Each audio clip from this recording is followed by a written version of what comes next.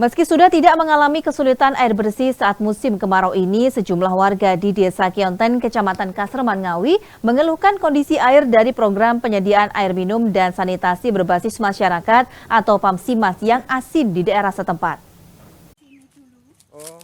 Sejumlah warga Kionten, Kecamatan Kasreman Ngawi mengeluhkan kondisi air dari program penyediaan air minum dan sanitasi berbasis masyarakat atau PAMSIMAS yang berasa asin.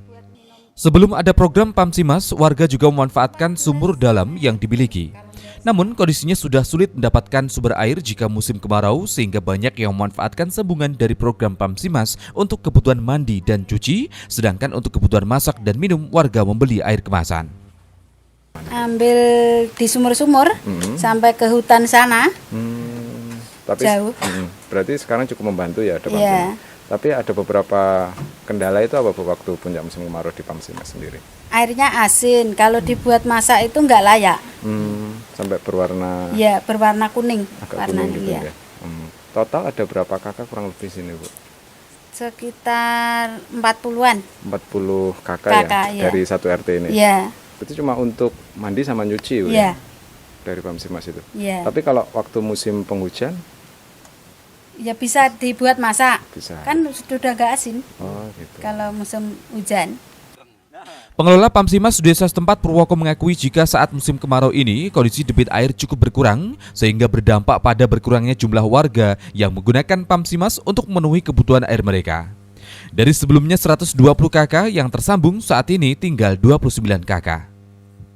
Dari awal pemasangan ini, tapi kan terus dipakai, itu ternyata nggak mampu airnya ketika kemarau.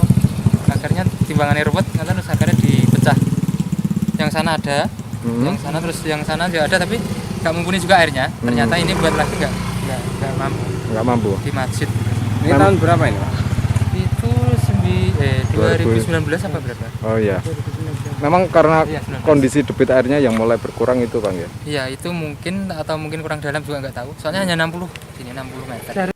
Kepala Bidang Kawasan Permukiman DPRKP Ngawi, Pipit Dwi Herlina mengatakan akan melakukan pendataan pemenuhan kebutuhan air dan pemantauan untuk melihat langsung lokasi yang sudah mendapatkan intervensi sistem air bersih baik dari pemerintah pusat maupun daerah. Keluhannya adalah debit yang kurang maksimal, artinya memang kita tidak menyalahkan alam, tapi memang bagaimana kita mentreatment sumber air itu untuk mencukupi debit yang digunakan. Nah itu tadi di masyarakat ada potensi debit yang berkurang, akhirnya layanannya berkurang juga. Nah itu bagaimana nanti pemerintah